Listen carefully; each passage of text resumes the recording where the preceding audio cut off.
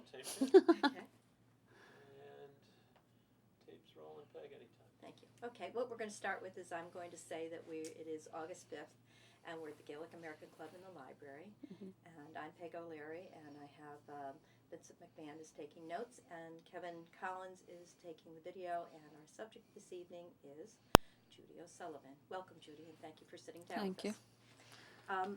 Just to start off, so for historic kind of purposes, we want to get your full name, all of them. All of them? All of them, everything. I don't know if that's a good idea. It's Judith, Agatha, Oliver, O'Halloran, Sullivan. Okay. Now, how was that chosen? Is there a story behind it? Judith, which is a very unusual name in Ireland. My mother chose that because she had a lifelong friend and she had a daughter called Judith, and she thought it was a very unusual name, and I guess being the youngest of 8, she ran out of names. So she got to me and she decided to call me Judith, and that's where that name came from. And then she called me after my aunt Agatha. And then the Oliver came from confirmation name, which she chose because of Saint Oliver Plunkett. Oh. And that's why she wanted me to choose that name. Okay. And that's why I did. And O'Halloran is your maiden name? O'Halloran's my maiden name. Sullivan's married name. Been longer as Sullivan now than I have been O'Halloran. Is it O'Sullivan or Sullivan? No, just Sullivan. Okay. What part of Ireland are you from? What county? Dublin, County Dublin. County Dublin. And what part of the city?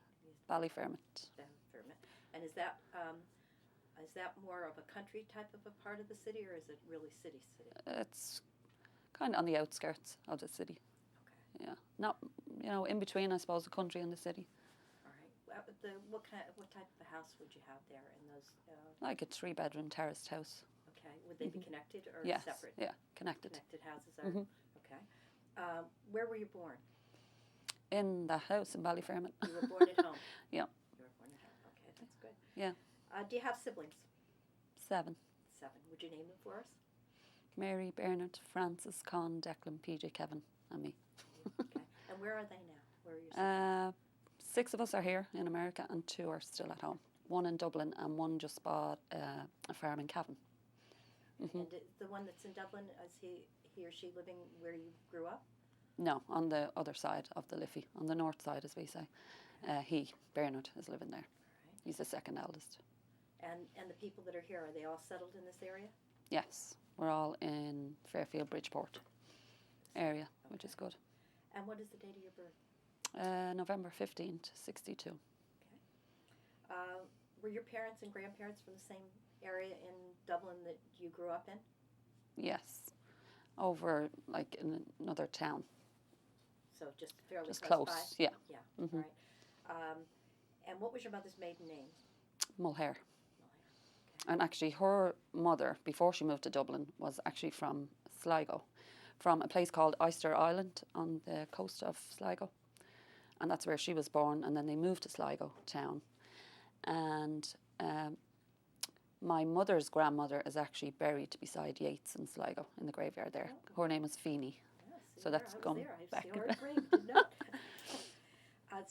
So Sligo was your grandmother on your mother's side of the family. Mhm. Okay, and then did she marry somebody from Dublin and come there, or did they? No, he was from Donegal. And then I guess they came to Dublin after that. Yeah. Mhm. All right. So, and your mother's name. Where did your mother work outside of the house? Did she have a job before? She did. I mean, when we were all pretty much raised, she worked, not for long, just like afternoons. Okay. Yeah. And how about your father? What was his occupation? He was a mechanic, a very good mechanic In Dublin. in Dublin, yeah. So he worked a lot of different places. Sometimes he used to go down the country, and he moved a lot when he was younger because his father was a chief superintendent.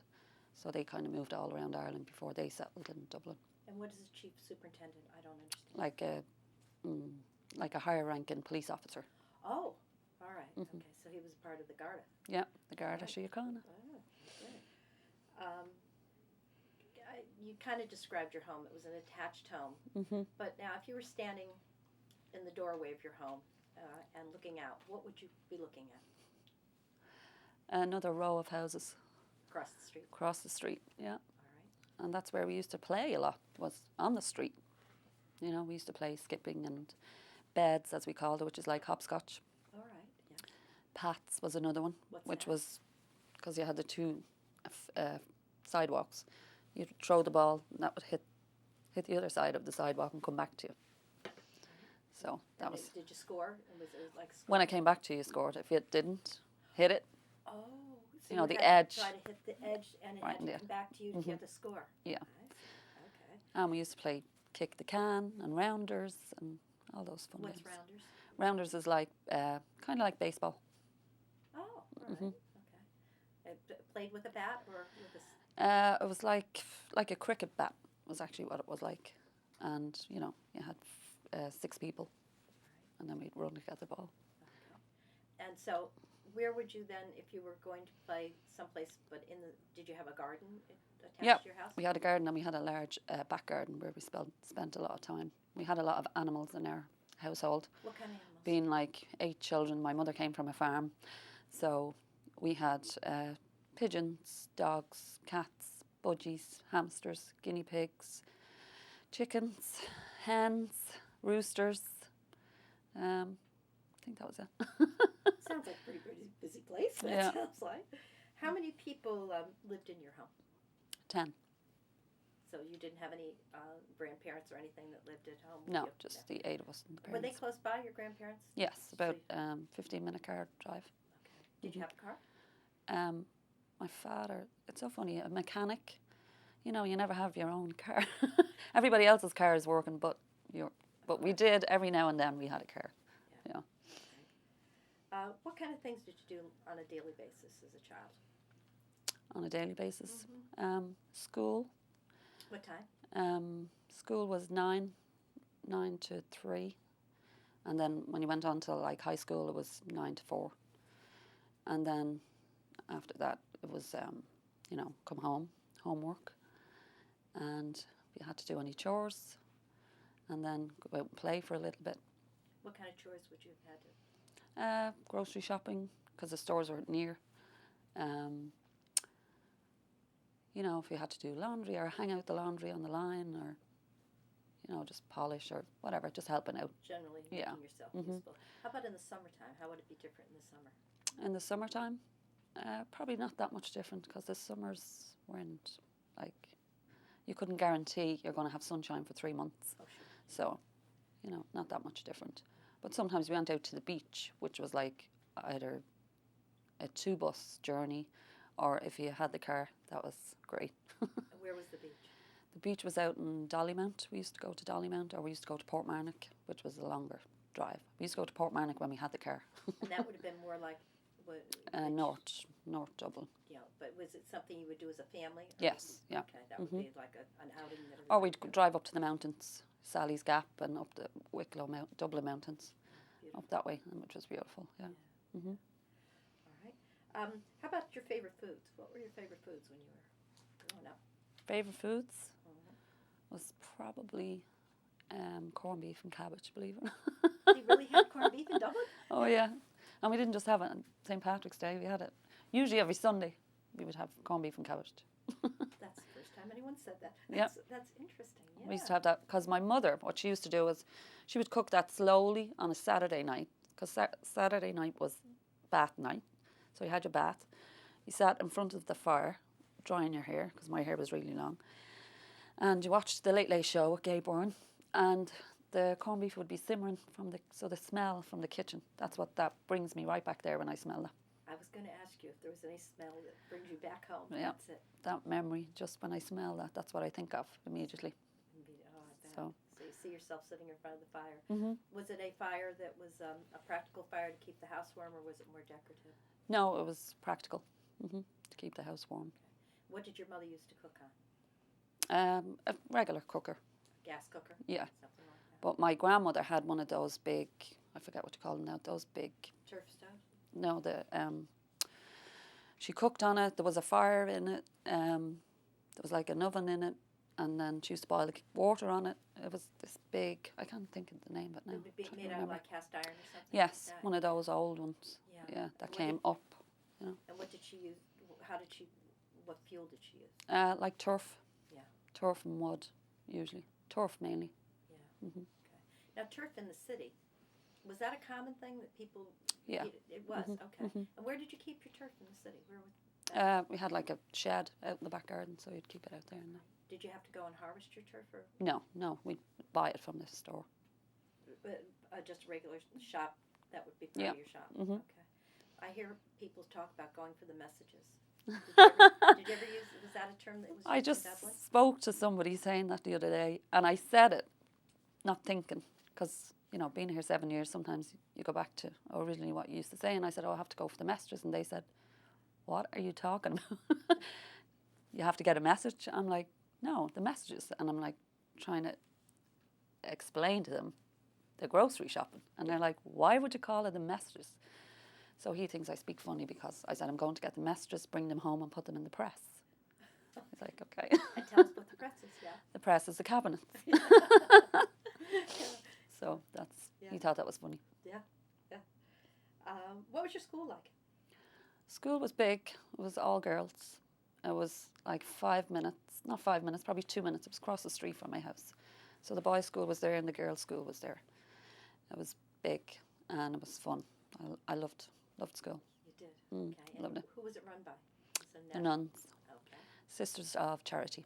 It was St. Louisa School, and then I went on to Caritas College, which was like the high school, which was adjoined to that. So more nuns in there. Well, now you being the youngest, you had a lot of sisters that went before you, kind of paved the way. Actually 2, but they didn't go to that school because they were older than me. Not that much older, but older, and the school wasn't there when they were there. Oh. So they went to a different school, which had a lot of nuns too. Yeah. And were the nuns nice? I liked them. Yeah, Hmm. you got I along. thought they were good. They were good. They were good teachers. Yes, very good. What was did they speak Irish in the school? Did you? No, No. not at all. Only when you were learning, obviously, Irish as a class. Okay, so you did not take exams in Irish or have to speak Irish. Only Irish exams. That was all in All right, Gaelic. all right. Mhm. So there's some people that have talked about to get their leaving cert, they had to take the exam in Irish. So Right. That's why I was Oh, wondering no, about just that. the Irish exam. That was it. What was your favorite subject? History. Why? Loved history. Just learning about things that previously happened and how we came to be here. So I loved it. Was there any historical things that took place in the area that you lived in? A lot of things. I guess the 1916 rising happening in the GPO in Dublin City being one of them. Were you very aware of that? No, I don't. Not as much as I am now, but I think you're more inclined to be more aware when you're away than when you're right there. How about when it was taught in school? I mean, did that make you aware of how close it was to you then? Yeah. Yeah. Mhm. That did you have anybody in your family that you trace back to that particular time? No. Nobody was involved down there. Hmm. When you sat your leaving cert, did you go on in school? I did my intermediate, which was the 3-year one, Okay. and that's what I did. And then I went on to do a year in another college, a year's course. And what was that work for what? It was a preparation for work course. Ah, So. okay. And then did you get a job after that? I did. I got a job with the government, P&T, which was Post and Telegraphs. And I was the first girl in Ireland to actually deliver telegrams on a motorbike from the GPO. I was the first girl to do that. Wow. So I was in the newspapers. And so that was pretty cool. So you broke down the barriers. Huh? I did. And what year was that? That was 1978. Wow. Mhm. Wow. Because I had 3 brothers in there. Con, Declan and Kevin worked there, and they had all previously been on the bikes, and I was like, I'd like to try that. So you had to do an exam to get in there, and did that, and I was the first girl to be taught how to drive the motorbike. So we had to do a 3-week course and then you had to do a test, obviously, on the bike. So I love that though, because then you just learn so much about the city because you're delivering all over the city, and then when you're 18, you go on to be a regular postman woman. Oh. And that's what I did after that. You did. Mhm. So you were was it in the Dublin area that you In were? the city, Was- delivering, yeah. Okay. And Yeah. in the sorting office there, so that was Yeah. good. Yeah. I loved it. Yeah. Did your family have any special kind of cures when you got ill? Did they have any special remedies that they used? Remedies. Sometimes if you got a splinter and you couldn't get it out and it got infected, my mother would make a poultice, which was like you'd boil warm water and you would dampen bread in this warm water and put it in a hanky, and a cotton hanky. And she would put something else in there, I can't remember what it was, if it was Epsom salts or something. And you would put that poultice on this and it would draw the thing out. And that was like an old remedy. Yeah. Would you do it today? I think it worked. Yeah. I haven't done it, but You would try? yeah. You said earlier that you played games in the streets and skip ball and stuff like that. Did you have any rhymes that you used, like when you were jumping rope or anything, that come back to you? Yeah, I mean, we used to do skipping. We used to do that teddy bear, teddy bear, because you were skipping, so you were actually jumping down. Teddy bear, touch the ground. Teddy bear, twirl around. So you'd actually be doing all these things. Yes. And then teddy bear, run up the stairs. Teddy bear, say your prayers. Teddy bear, switch off the light. Teddy bear, say good night, and then you would run out the rope. Yes, okay. So, and then we used to play balls as well. So you'd have two balls up against the wall. Oh, going back, trying to catch them one after the other? Yeah, I mean, I would just stand against the wall, Yes. playing with them, and then there was lots of rhymes for that. Did you? Yeah. And then I did a lot of stuff after school. I was very involved with. I did the guides, the Girl Guides. I was in that for a while. What was that? Is that like the Girl Scouts here? Yes, same thing. So I did that for a while. I loved that. And then I did was in a pipe band for a while. You played pipes? I played drums for a while. Okay. And what else did I do? Tap dancing I did for a while. Tap dancing. Did Then you learn Irish dancing I did that? for a I while. was going to ask you, you did that too? Yeah. Tap dancing. Was that unusual, or was No. It was a big thing. Yep. At that point, yeah. Mhm. Yeah. And how old would you have been when you were doing things like that? You know, only from 8 probably up. How about drama? Did you ever get involved in drama? In school, yes, plays. Sang a lot in plays in school. Yeah. Well, you have a beautiful voice. I'm going to talk to you about that a little further down here. But so you did take parts in plays. How about sports? Did you play committee or anything? Always played athletics. I used to do a lot of athletics, cross country running a lot in the Phoenix Park, obviously, and basketball. Then when I went on to the high school, did basketball a lot. Were you in camogie? Did you say you did do? No, I didn't. But I have medals for running. For running. Did a lot of running. Pretty girl with long blonde hair. Probably did a lot more running than. No, I think I was running away from my 5 brothers because they were probably going to beat me up. Tell me something about how Christmas was celebrated in your house. Loved Christmas. It was